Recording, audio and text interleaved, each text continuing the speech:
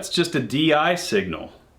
What happens when I actually plug this thing into an amp? Because this is like a tone machine. You know, I had to stand up to play that because that's how John played it. Maybe you recognize this. This is like a viral video of John testing out his Silver Sky when it first came out in the studio. And it sort of became like this cult riff that I've never really seen anybody analyze. And that's surprising because I think it might actually be the best thing John Mayer's ever played.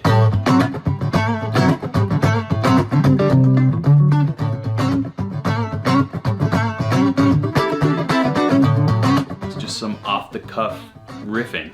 So we're gonna check that out today and check out the Modern Eagle V. So if you don't know about the Modern Eagle, it started out as, I think, just an iteration on Paul's guitar, and that was in the early 2000s, and there have been new models released from the Modern Eagle 1, 2, 3, 4 up to 5. When I was researching the Modern Eagle online, there's not really a ton of information about it. This is essentially like a specialty guitar. Here's a good quote from Paul that kind of sums up this model in a nutshell. "We're in competition with Days of Grace. That's what I've come to realize the Modern Eagle needs to be. You pull it out and it's competitive with everything that's ever been made, which is not so easy to do." And I honestly affiliate this guitar with the Super Eagle that kind of came from the Modern Eagle when John Mayer collaborated with PRS the first time around before the Silver Sky was even an idea yet.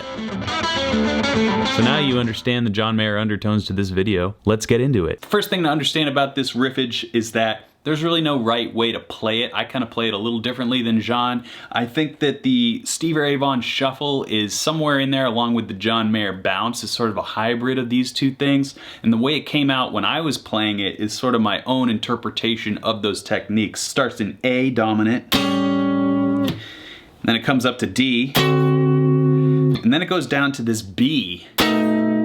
Doesn't really make sense harmonically, just go with it because it chromatically climbs down eventually down to this G7 and then the turnaround 5-chord E7. And so this chord progression doesn't really fit in one key, it's just riffing. It's just kind of noodling around in different home bases of a dominant chord. It doesn't really make sense any other way than that. And if I were to guess, I would say John took these chord shapes from his teacher, also my teacher at Berklee College of Music, Tomo Fushida.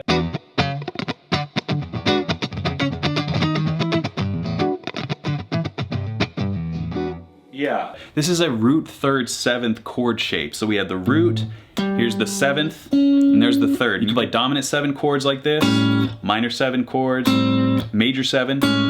It's just a really ergonomically friendly shape. Look how fast I can fly through these jazz blues changes with just these root, third, 7 positions.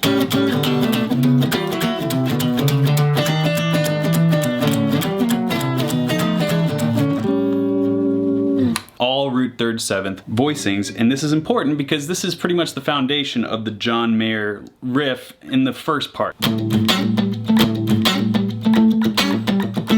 I am just playing with my thumb that A, and I'm really kind of just muting it, and this is the A that's really rigging out. This is just for meat. You hear that bass? That's how you get that. And when you add that shuffle feel,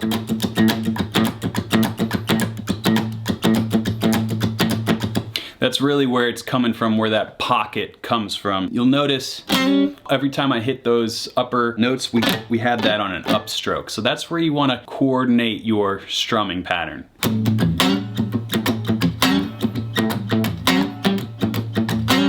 So that is all I would practice just to get this technique down, because this is going to be going the entire time, no exceptions. This is always happening. Even for the alternate picking single line stuff, just watch my right hand, it's doing the same thing.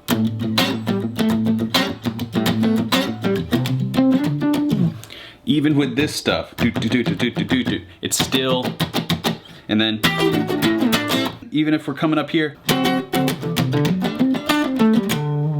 that is all still the same tempo, same alternate picking thing. We're just choosing which string to attack with our pick, but the motion, the helicopter, to use a Corey Wong term, and that's why I mentioned Stevie Ray Vaughan, because the Stevie Ray Vaughan, like Texas Shuffle, utilizes the same concept of the constant motion.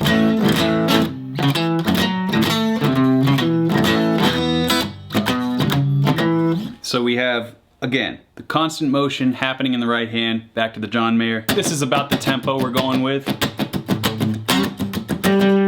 You can speed it up to John Mayer speed after you get this down, but we'll kind of take it at 75% speed for this lesson. And I'm not going to show you the exact tabbed out motions. It's really more about the feel and some of the chord shapes, and you can fill in the gaps. It's actually a pretty simple fill in the gap type riffage when you get it down.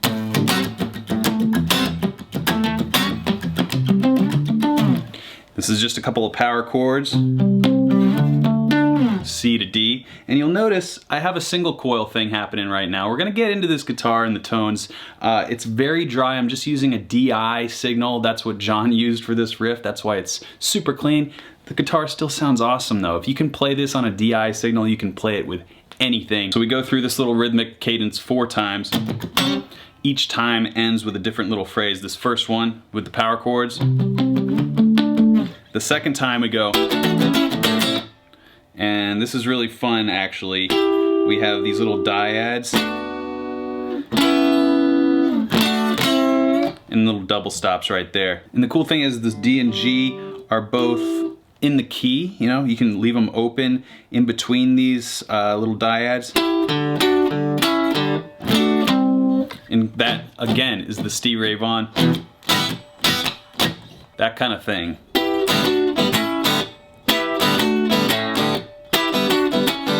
And when you speed it up, it kind of all blends together. You know, it really is about kind of playing it soft enough to where you can get away with not all the notes being perfectly pressed down. It's more about the rhythm for all this stuff. If you miss a note here and there, that actually adds to the feel. You don't want to be a perfect robot. You really just want to concentrate on the rhythm in that right hand.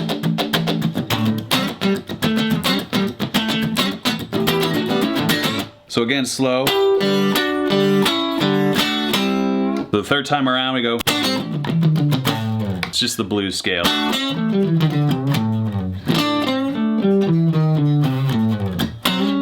Now we're going up to the D.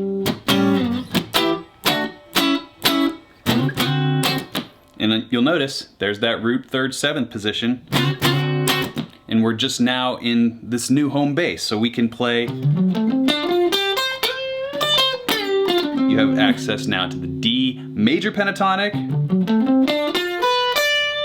and we have also the minor pentatonic will work.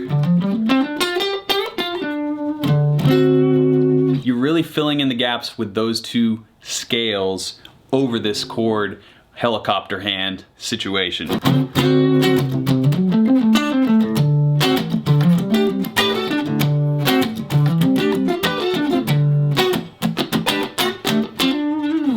You know, anything will sound good there as long as you're in that kind of scale sound.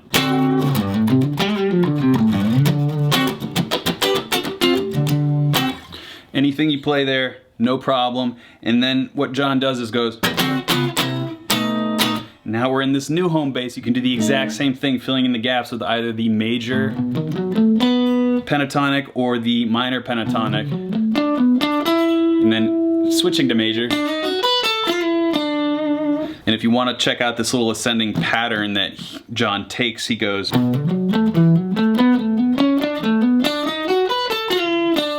Something along those lines.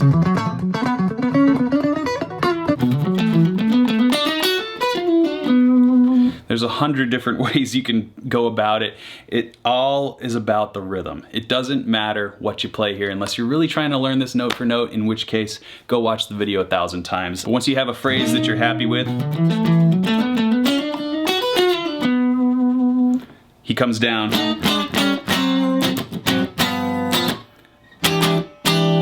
As long as you land this on the beat,